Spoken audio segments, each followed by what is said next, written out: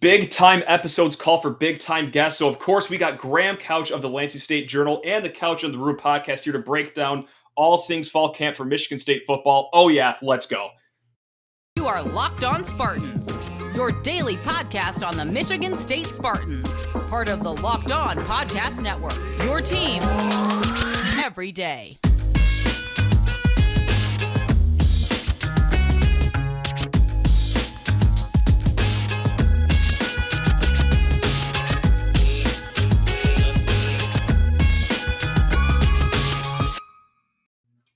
The best people of all time. I bet you are in as good of a mood as I am, if I can talk, because fall camp is right around the corner here at Michigan State. They kick off things on Wednesday. But I'm also in an extra good mood today because we have one of my favorite people of all time joining the show. That's Graham Couch. He writes for the Lansing State Journal. He speaks into microphones for the Couch on the Roof podcast.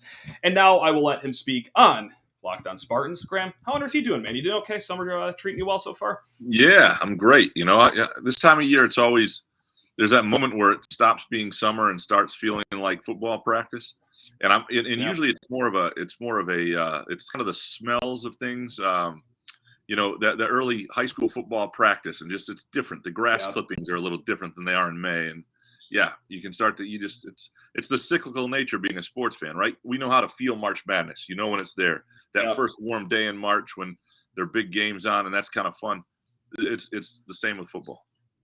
You took it right out of my mouth because, you know, earlier today, I'm just here in the home office, got the window open. I'm doing my actual full-time job that isn't just barking into a microphone about college sports. And I had a whiff and I was like, oh my God, I should be on a parking lot drinking like a 9 a.m. beer right now. Like I just smelt fall.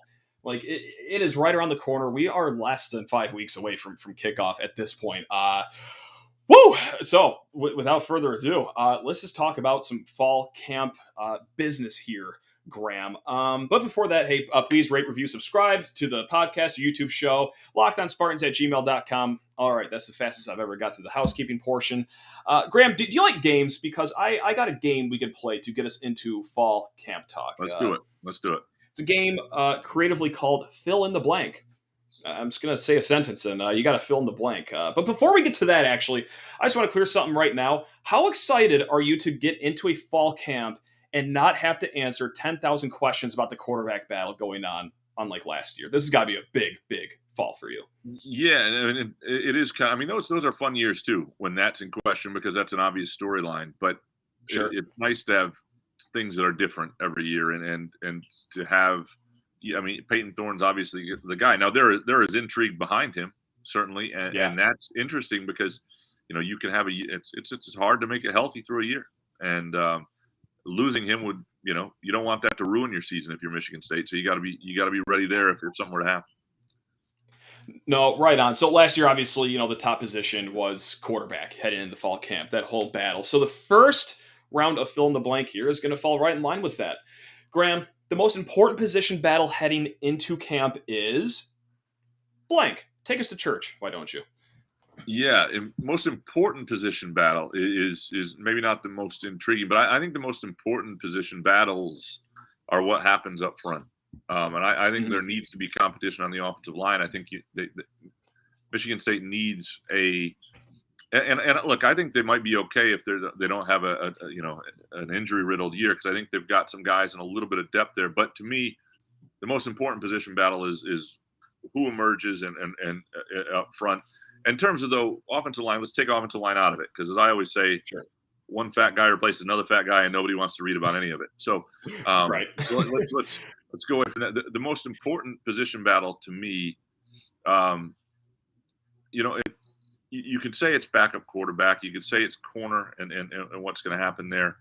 But I would say what happens at running back is intriguing, because you have two guys that we haven't seen at Michigan State. Now, Jarek Broussard is a guy who's, I think, obviously been a starter. He's a guy they have really high hopes for. Jalen Berger is a guy who has a taste of the Big Ten level and some talent. They've got some guys in-house that they're intrigued by, but I think it's going to be Berger and Broussard mostly. And does one emerge? Can either of them provide the level of pop that really makes a defense adjust to you? So what I mean by that is Kenneth Walker changed game plans. And, I think they'll be fine at running back. The question is, can they be better than fine? And if they're better than fine, that changes everything else because you do have a veteran quarterback. I think you do have some playmakers at receiver. At tight end, you're much improved. So I think if that running back position can be better than just okay, can be something that defenses have to account for and game plan for, and there's a guy they're worried about, can either of those guys emerge? I think that's underrated important. Now, so that was the important position battle, and you already said this word, the other I word, intriguing. Yeah. So, for fill in the blank number 2, who is the most intriguing player going into fall camp? Is it like a spicy backup that could work its way into the number 1 of the depth chart? Is it a guy that, was already a starter last year that could be even adding onto his skill set? Or who is the most intriguing player? That's right. We're doing some wordplay here, Graham. We're staying well-versed over here in the dictionary. Look at us. I'll give you 2. I think everybody is intrigued by what Keon Coleman could become. Yeah. And can he push for and really you can play a lot of receivers. And if it's Jaden Reed and Trey Mosley and then him and defenses have to account for those guys, he's going to get some opportunities. And so I do think he is one. I think Amir Speed on the other side is a guy you sort of get a feel for a little bit that he might be a little bit of a different cat and somebody who can give them a little more of an edge there and the secondary. And they need that. They need more guys who can allow them not to play that bend but don't break. They were not very good at that position last year, and I think they could be significantly better. But it's not just depth. You got to have some guys that can cause some problems, and you know it when you see it. That's the thing about cornerbacks. I mean, you go back to Josiah Scott, right? You could tell on day one the way he closed, the way he finished, his ball skills, his anticipation of the route. Okay, that guy's for real. And with corners, you can kind of see it. Right on. And I'm just going to interrupt this game of fill in the blank right now to, for the first time this episode, step on the Graham couch, therapy couch. The pun wasn't intended, but I just caught onto that as it left my mouth. I feel like I do this once or twice every time we have you on. Graham, are the kids going to be okay when it comes to kicking? Because I lose hours of sleep just staring at the ceiling, wondering how that's going to go this year. Am I in the right to be this concerned about it, or is this like a problem where it's like, all right, you're being a little too ridiculous even for your own standards? Where are we at there? In terms of the kicking game, like I don't think you worry about it until it's a problem. In other words, because what you don't know is how guys are gonna handle pressure. All these guys have immense talent. There's the talent is without question there. So to me is I don't think Michigan State has a margin of error where they can't be solid in that area. But it's one of those things that it's really hard to tell, even in fall camp. Every once in a while, you can see a kicker who struggles there, and you go, okay, this is really a problem, and that gets sorted out there. But a lot of times, it's frankly something that becomes a problem early in the season. Fair enough. So wait until September to start really worrying about it. There's bigger fish to fry now. Your August is going to suck if you're worried about Michigan State's kickers all August. Just let ruin your August. You're probably correct. You're asking me to change a lot of my life right now, Graham. You're asking me to be rational and level-headed about a gang of college sports athletes that play every Saturday, and I don't think I'm going to be doing that anytime soon. But I do appreciate the advice. I'll give it my best shot here, maybe in the near future. Back to fill in the blank. Now, this has to do with starters from last year's team. A starter from last year that has to improve the most heading into the season is blank. I mean, a kind of awkward question because we're calling out, a fine, hardworking college athlete. But what starter from last year's team really needs to step up for the team to take a step up? No, I think it's obvious. It's Peyton Thorne.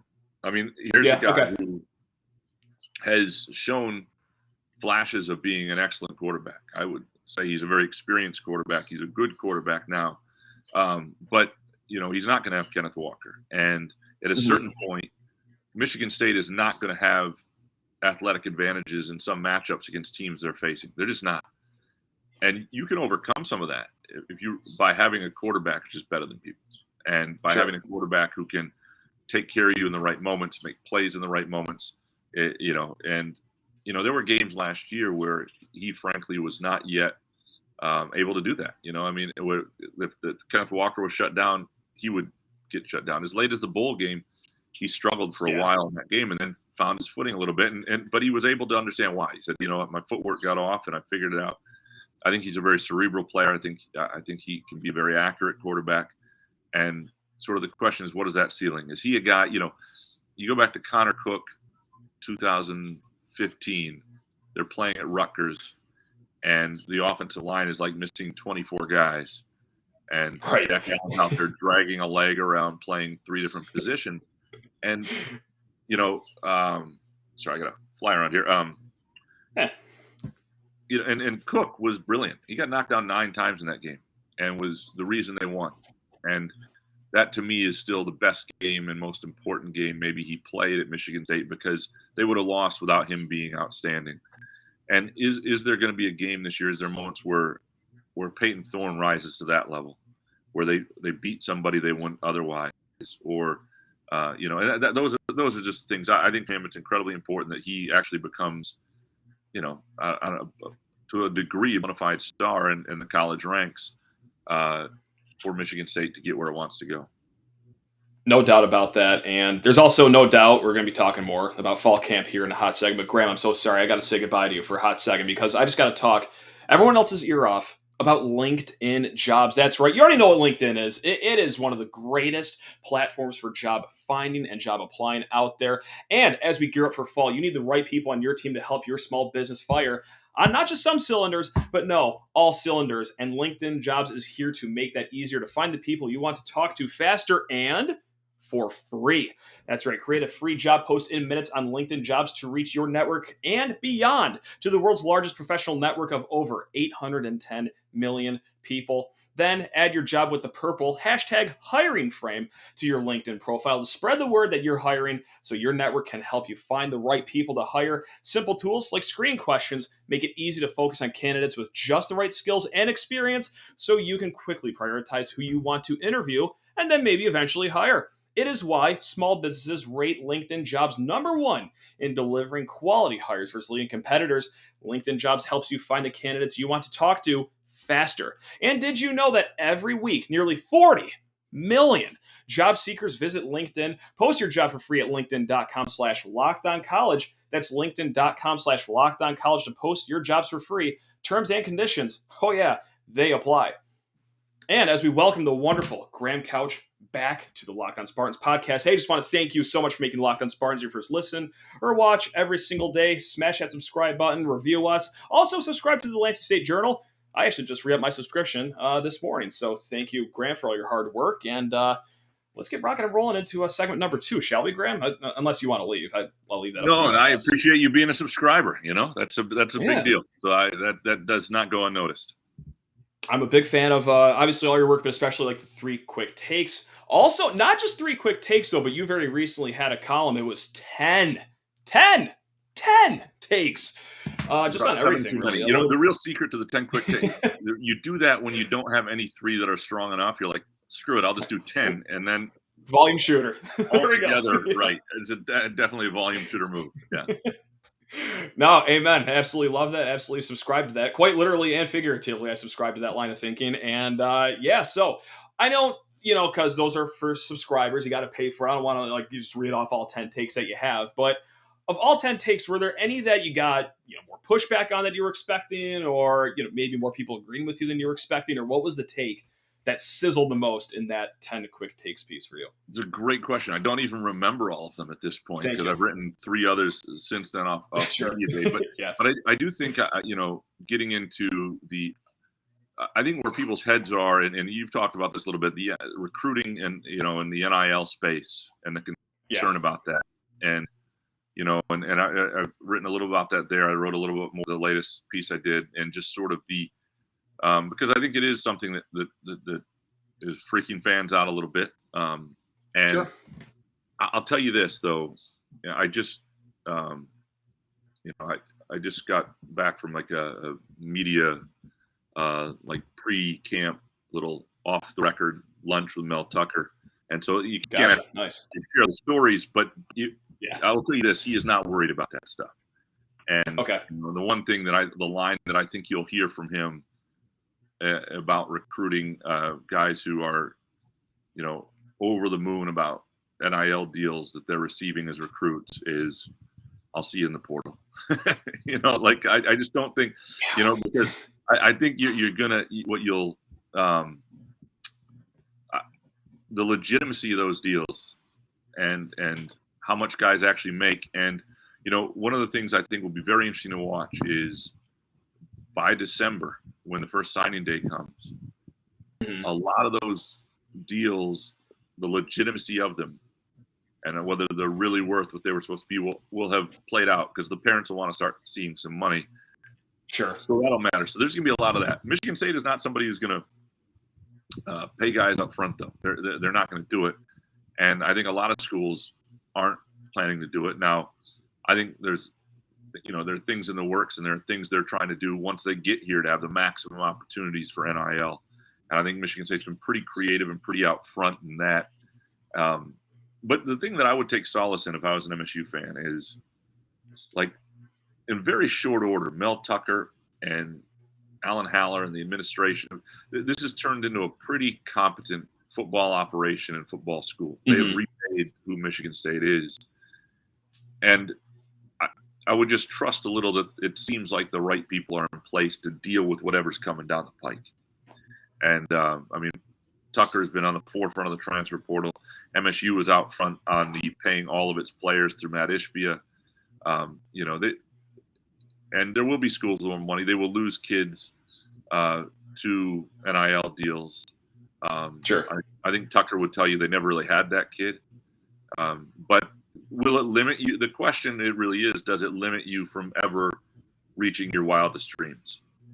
And, that will have to be seen, how this all plays out, and what sort of now there are talks of a more formal compensation model, which I think is where we're headed, with TV revenue money coming directly to athletes, and how does that change the game?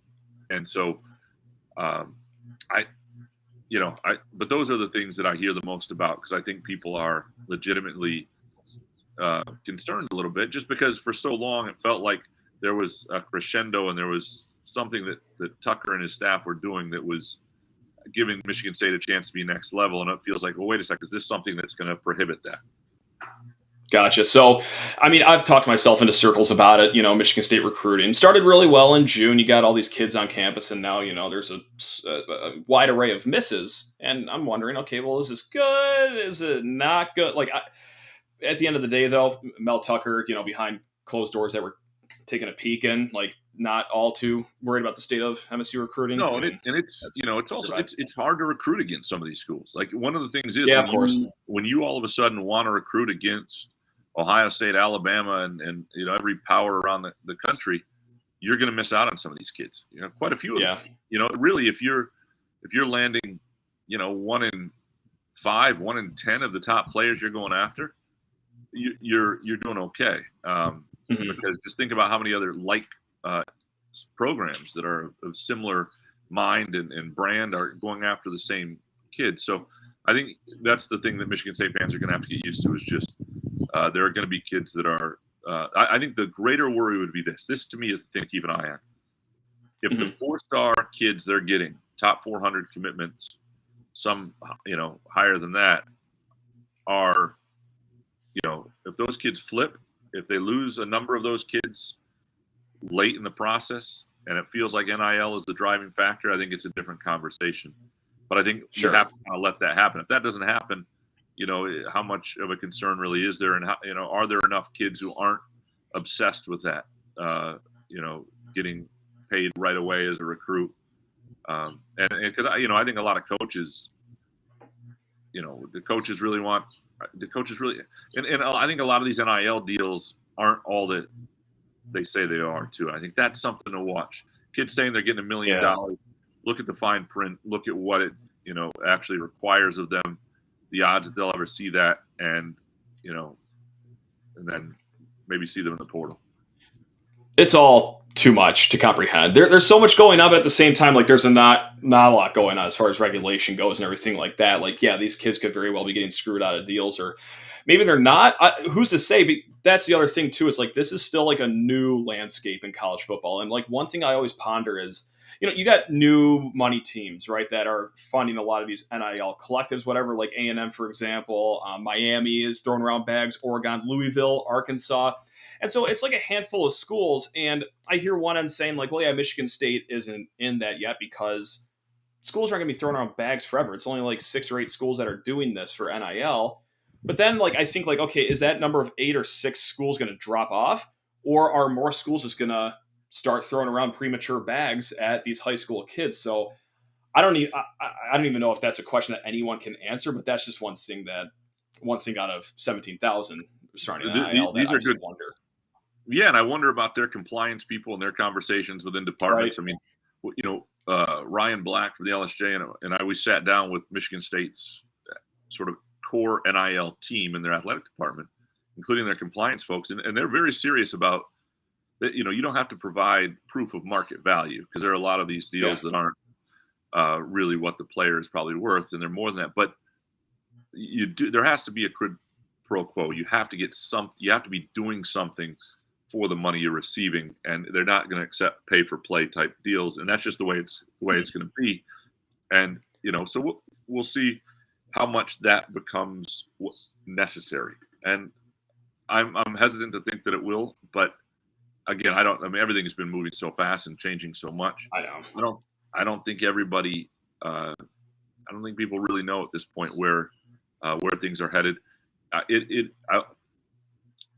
One of the other things that, there are lots of things you can point out to these kids about programs that are paying kids, but if a program has lost its coach to somewhere else because the coach is being paid more elsewhere, if they had all this money, why didn't they pay the coach to keep him? You know what I mean? Like there are questions about how much money there actually is, and how much do programs really have the money to pay 15 kids more than any of their assistant coaches are making? I don't know. That seems like a weird dynamic.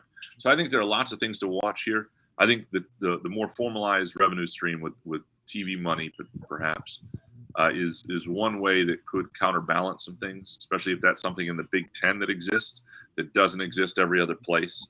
That could be a huge, huge advantage. No doubt about it. And I could talk about this for 4.5 hours minimum, and talk myself in circles, talk up and down, contradict myself 100 times. But Graham, I do want to switch back to the field. What's going to be happening after this quick little bill paying session I'm about to do? We're going to dive into over under on Michigan State's 7.5 wins. So I'm going to say goodbye to you one more time because I got to talk to the fine folks about Built Bar. That's right. It's Built Bar. It is the greatest tasting protein bar of all time. We're talking just the standard Built Bar, absolutely positively slaps, wrapped in 100% real chocolate, soft, chewy, actually tastes like the flavor that's on the wrapper, unlike your other whack protein bars that you may be digesting. Or hit up the Built Puffs. That's right. The first ever protein-infused marshmallow had a Built Puff s'more flavor yesterday before workout. And not only did I almost start crying of happiness because of how good it tasted, but it also took me through my 45-minute workout. That's right. That's a flex. I usually do 30. Bumped it up to 45 minutes yesterday. Now I'm done working out for the rest of the year. But thank you, Built Bar, for filling this body with 15 grams of protein, low in sugar, low in calories, and also thank you very much for your promo code. That's right. When you go to Built.com, smash in promo code LOCKED15. That's going to save you 15% off of your order of Built Bars, Built Puffs, Built Granola Bars, their whole Built product lineup.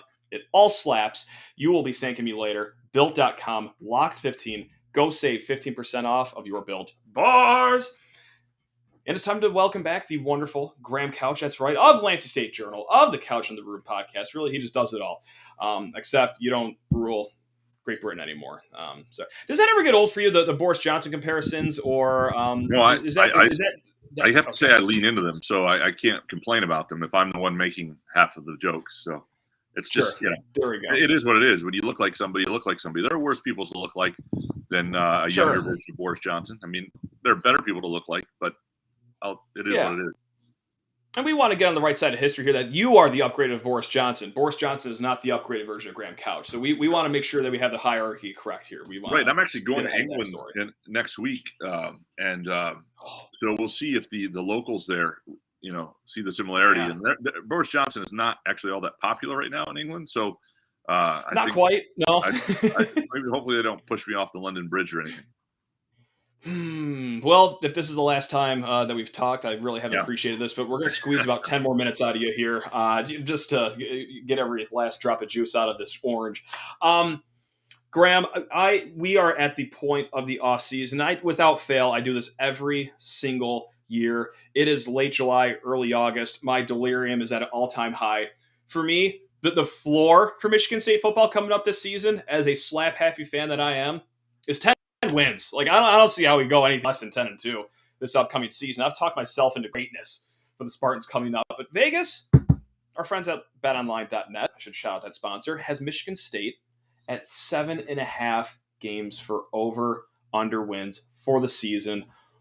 What are you sitting at right now? Are you going to douse my flames a little bit, or are you only going to fan them to the point where I could light a skyscraper on fire? No, I would take that over if between the two of them, and I think I like it a fair bit for people because I do think one of the things this team has is a fairly high floor if they're not decimated by injuries that can happen in a given year. Just because I think the thing that it takes to have a year where you really don't come close to your over under or really fall short is youth at key positions like quarterback and elsewhere where I think they've got enough playmakers that they're not going to get upset by Western Michigan.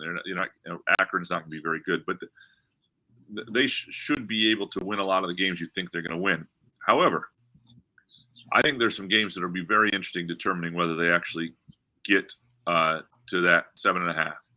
And Washington is more telling than you think. Washington's a new coach, new quarterback, offensive-minded staff. They're coming up. They're going to be playing 2 cupcakes before that game. They'll be fired up there. People have high hopes, and that's not a gimme. And so that is an interesting game that'll be a little bit revealing. The week after that, Minnesota, a 9-win team a year ago that loses a lot on the line, but has a lot of skill position guys back, and is a program that's more seasoned than they've been, and that will be another telling game. And so you have.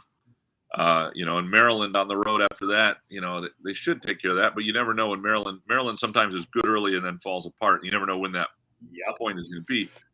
But the other thing to watch with Michigan State is how they respond to the Ohio State game. So let's just say they don't win that. They probably won't win that. But, you think back to 2019 and how that really wrecked the season because they used Ohio State as a measuring stick. And this was a program that thought it was ready to do something at that point. And then they went and lost 38-0 to Wisconsin because they just kind of, took the wind out of their sails. And I want to see, we've talked a lot about the keep chopping and all that stuff and all this stuff. And I think that was impressive last year. They did get off the mat late in the year and they beat. They chopped. Oh, yeah.